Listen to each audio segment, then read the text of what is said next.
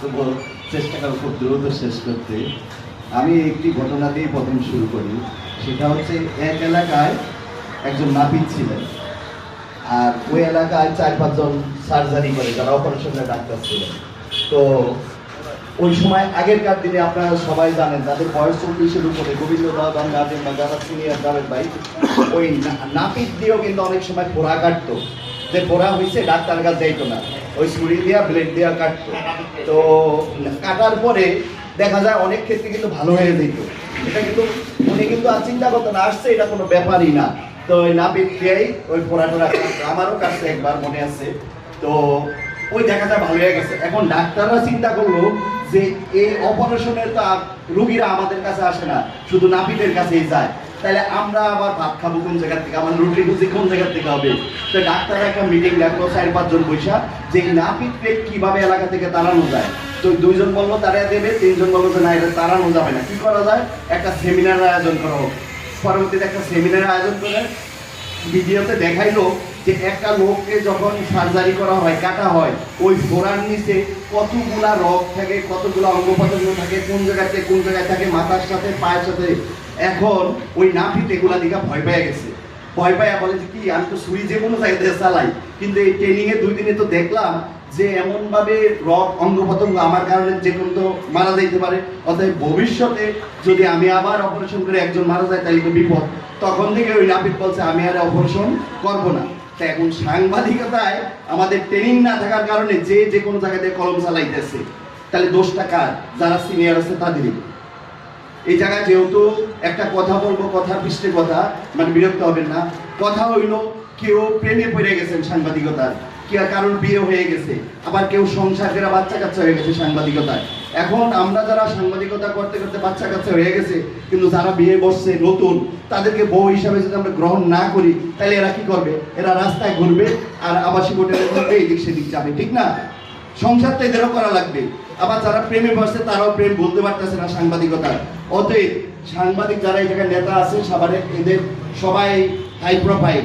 আমি অনুরোধ করব, যেহেতু নবীনরা চলে আসছে, আমাদের বয়স হয়ে গেছে, আমরাও চলে যাব।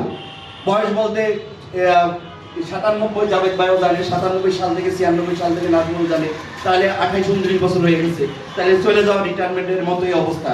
দেখতে মনে হয় না যে রিটায়ারমেন্ট করবো, কিন্তু ভিতরে কলকবজা সব দুর্বল হয়ে গেছে। তো আমার কথা হলো, যারা আসছে নতুন, এদেরকে কিভাবে প্রেস ক্লাবের সাথে অন্তর্ভুক্ত করা যায় এবং কোন নীতিমালা, কোন বিধানের মাধ্যমে আওতাধীন আনা যায়, যাতে ওই নাপিতের মতো উল্টাপাল্টা কলম না চালায়, ছুরি না চালায়। তাহলে কি হবে? আমাদের ভিতরে প্রাণ থাকবে। আমাদের গোবিন্দদা বলছে 100-150 মেম্বার হলেও কোনো প্রবলেম না। আর আমাদের যারা আছে তারাও চায় যে না, মেম্বার হলে সমস্যা না। সমস্যাটা হচ্ছে আমরা যখন একটা কাজ করতে চাই, তখনই একটা পিছন থেকে একটা বাধা আসে। কেন প্রেস ক্লাব কার্যকর হচ্ছে না? এটা নিয়ে একটা ওয়ার্কশপ দরকার। যেমন আমরা মনে করেছিলাম যারা নতুন কমিটি আছে, আমরা একটা সেমিনার করব, ওয়ার্কশপ করব, এর উপরে ট্রেনিং করব, আমরা নতুন মেম্বার নেব, কোনো কিছুই হয় না। আসলে কোনো কিছু নির্বাচিত হওয়ার আগে কিন্তু বলা যায় যে আমি অনেক কিছু করব, নির্বাচিত হওয়ার পরে বাধাটা কোন জায়গায় যে চেয়ার আসে সে বোঝে। বক্তব্য দীর্ঘক্ষণ করব না। আমি অনুরোধ করব, নতুন যে কমিটি আছে এবং সাবেক যারা আছে, সবাই মিলা যদি এক হয়, একটা মিটিং ডাকা হোক যে নতুন সদস্য কিভাবে করা যায়, প্রেস ক্লাব কিভাবে কার্যকর করা যায়। আর গোবিন্দদা একটা কথা বলছেন যে মামলা এবং যে বিষয়গুলা, আপনারা বিশ্বাস করেন, আমরা যখন করোনার সময় চুল কাটা মামলা খেয়েছিলাম, আলিয়া নাজিম মাহমুদ, মামলাটা কারা দিছিল? সাংবাদিকরা। সেই সাংবাদিকরা কিন্তু আমাদের মাঝখানেই আছে। সাংবাদিকরাই কিন্তু চুল কাটা মামলায় প্রশাসনকে হেল্প করছে, আমাদের কাছে তথ্য প্রমাণ আছে। এই পর্যন্ত সাভারে সাংবাদিকদের বিরুদ্ধে, সাংবাদিকদের যে মামলা, সাংবাদিকদের বিরুদ্ধে গোয়েন্দা সংস্থা শুরু করে প্রশাসন থেকে শুরু করে যে অভিযোগ, সাংবাদিকদের এই তথ্য দিচ্ছে। এই পর্যন্ত রাজনীতিবিদদেরকে আমাদেরকে কালার করার ক্ষেত্রে যা করছে, সাংবাদিকরাই সাংবাদিকদের কালার করছে, এবং গোপন ছবি, প্রকাশ্য ছবি, সবকিছু সাংবাদিকদের দিচ্ছে। তাহলে এটার একটা রুলস করা দরকার। এই পরিবারে যারা আসছে তাদের আমরা তালিকা করি, সবার তালিকা করে সবাইকে একটা দায়বদ্ধতা আনি যে কোনো গোপন আইডি চালানো যাবে না। গোপন আইডি যার চালানো হবে, সাভার থেকে তাকে অনাস্থা দিতে হবে সবাই মিলে। গোপন আইডি গুলা কিন্তু আমাদের ক্ষতি করতেছে। আপনারা বিশ্বাস করবেন কিনা, সাভারের গোপন যতগুলো আইডি আছে তার 80% গোপন আইডি সাংবাদিকদের। সে জুনিয়র হোক সিনিয়র হোক। তাই এর কারণ নাকি আমরা কি কেউ জানাজার আশা করি না? আমরা তো উপরে বলি সবাই, নীতি কথা বলি সবাই সবাইকে। আপনি বিশ্বাস করেন সারাদিন বক্তব্য হবে না। আমার মনে হয় সভাপতি মহোদয়, সেক্রেটারি মহোদয় আছে রানিং, তাদের কাছে অনুরোধ করবো একটা সেমিনার করেন দিনব্যাপী।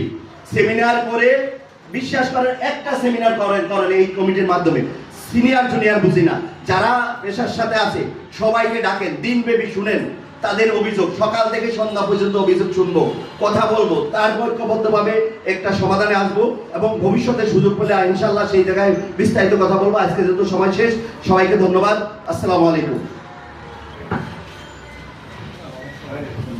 এই মুহূর্তে বক্তব্য রাখার জন্য বিনীত অনুরোধ করছি সাভার প্রেস ক্লাবের সাবেক সভাপতি